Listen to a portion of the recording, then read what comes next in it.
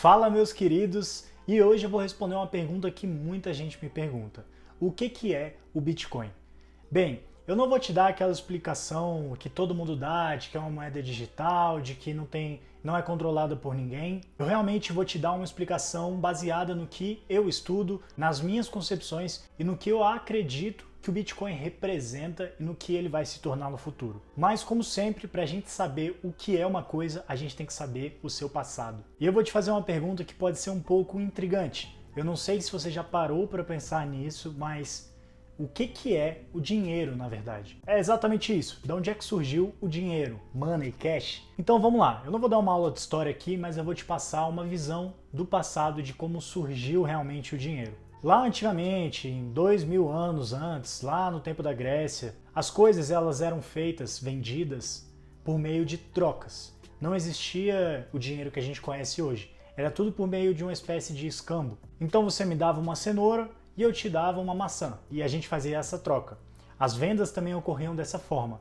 Só que com o passar dos anos, os governos, os governantes, os imperadores, as próprias pessoas foram percebendo que essa forma não era uma forma muito prática, porque haviam coisas que eram muito grandes para ser trocadas e coisas que não podiam nem ser mensuradas para ser trocadas. Então surgiu a primeira moeda, a moeda feita realmente de ouro, tá? As moedas de metais preciosos. E qual que é a grande diferença dessas moedas de antigamente para o dinheiro atual? Antigamente, o dinheiro ele realmente valia o que ele representava. Então uma moeda feita de ouro, ela era de ouro, realmente. Então ela valia ouro.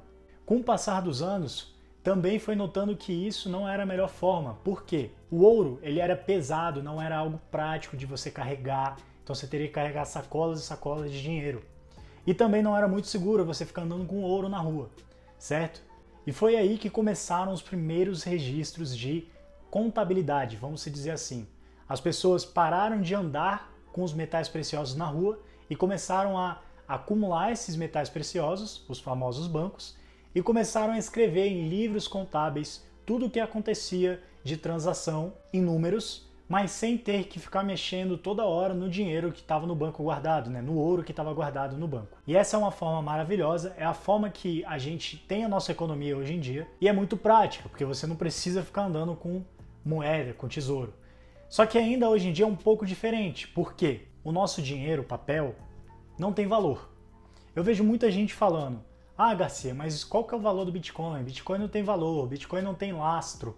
Galera, o nosso dinheiro atual, a nossa economia atual não tem valor, o dinheiro, o papel, tá? Na verdade, tudo que a gente tem hoje está em números digitais. O PIB do Brasil, que são tantos trilhões, acho que quase 2 trilhões, isso não quer dizer que o Banco Central tem 2 trilhões de ouros guardados no Banco Central. Hoje a nossa economia ela é em números. Então, na verdade, o nosso dinheiro atual, ele basicamente não é diferente do Bitcoin. Ele é a mesma coisa, porque o Bitcoin ele não é físico. E o nosso dinheiro atual, apesar de ter as notas, de ter as moedas, é tudo fictício isso. Na verdade, o que importa são os números. O que importa é o número que está no seu banco. É quando você entra lá no aplicativo e vê lá seu saldo de, sei lá, 200 milhões, isso que importa. E não as notas que você tem ou coisas do tipo. Então vamos lá, agora que você já sabe que a nossa economia é uma economia que não é diferente do Bitcoin, porque os dois não têm lastro, não tem uma reserva de ouro guardada, por exemplo, agora a gente pode conversar. Então vamos lá. O Bitcoin ele foi criado pelo famosíssimo Satoshi Nakamoto. O Satoshi Nakamoto é um nome fictício do criador do Bitcoin, na verdade do criador de toda a programação da tecnologia do Bitcoin. Para você que não sabe, o Bitcoin não é só uma moeda, tá? A moeda é só uma parte de tudo que foi criado. A maior conquista realmente é que o Bitcoin criou uma rede descentralizada, uma rede financeira descentralizada. E toda essa rede ela foi construída em cima da tecnologia chamada blockchain. Então, na verdade, o que é realmente valioso é a tecnologia que está sendo criada em todo esse ecossistema de criptomoedas. A blockchain do Bitcoin é uma inovação absurda. Então, o que o Satoshi Nakamoto deixou foi o white paper, que a gente chama. White paper, traduzindo, seria um documento. E nesse documento tem toda a descrição de como o Bitcoin funciona, de quantos Bitcoins vão existir no mundo. E esse cara, ele escreveu isso tudo e sumiu. Ninguém sabe quem é o Satoshi Nakamoto até hoje. Não sou eu, tá, galera? Mas qual que é a grande diferença do Bitcoin? A grande diferença do Bitcoin é que ele é uma moeda deflacionária. O que quer dizer isso? Quer dizer que ao longo do tempo não vai ter como o governo ou alguma pessoa emitir mais Bitcoins do que ele está programado para ter. O Bitcoin atualmente é programado para ter 21 milhões de moedas. Então lá para 2140, quando essa última moeda for criada, nunca mais vai ser criado o Bitcoin no mundo, na história. E ninguém vai poder mudar isso, porque isso são cálculos que já foram criados e é uma programação que é imutável. Então nem o Satoshi Nakamoto, criador do Bitcoin, vai poder mudar isso. Nem um governo, ninguém vai poder mudar isso.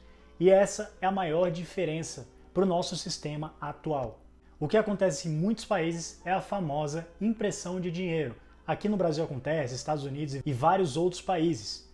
E isso é horrível para uma economia.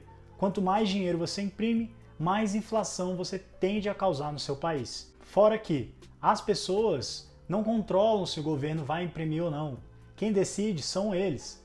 Então, o que o Satoshi Nakamoto criou com toda essa programação do Bitcoin foi dar para as pessoas o poder da rede.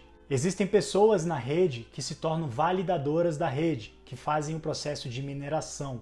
E essas pessoas que deixam sua máquina para minerar, elas validam tudo o que acontece na rede. Então são todas as pessoas validando os processos do Bitcoin e não só um poder central.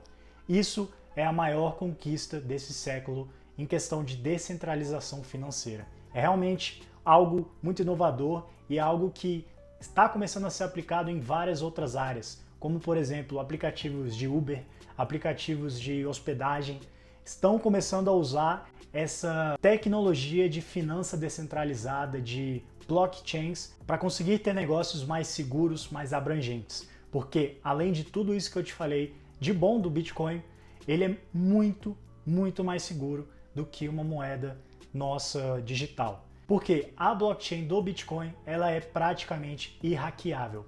Para o cara conseguir hackear a rede do Bitcoin, ele teria que dominar praticamente todas as pessoas do planeta. Na verdade, 50% das pessoas do planeta. Mas isso é algo totalmente inviável e a gente sabe que isso nunca vai acontecer. Então, o Bitcoin ele representa realmente a descentralização do poder. A gente tira as finanças do poder dos governos e leva para as próprias pessoas que estão na rede. Isso é realmente muito incrível. Agora um questionamento que eu vou deixar para você antes desse vídeo acabar é o seguinte. Eu vejo muita gente me perguntando, Garcia, mas o Bitcoin não tem aplicação no dia a dia, o Bitcoin nunca vai valer nada porque você não consegue usar no dia a dia. E eu vou falar uma coisa para vocês. Quem define o que é dinheiro e o que não é dinheiro são as pessoas. Antigamente, quando não existia dinheiro, quando não existia a moeda em ouro, vários povos, como os astecas, consideravam o sal como dinheiro. Entre outros povos que consideravam outras coisas como dinheiro. Então, o que define o que vai ter valor como dinheiro é a gente.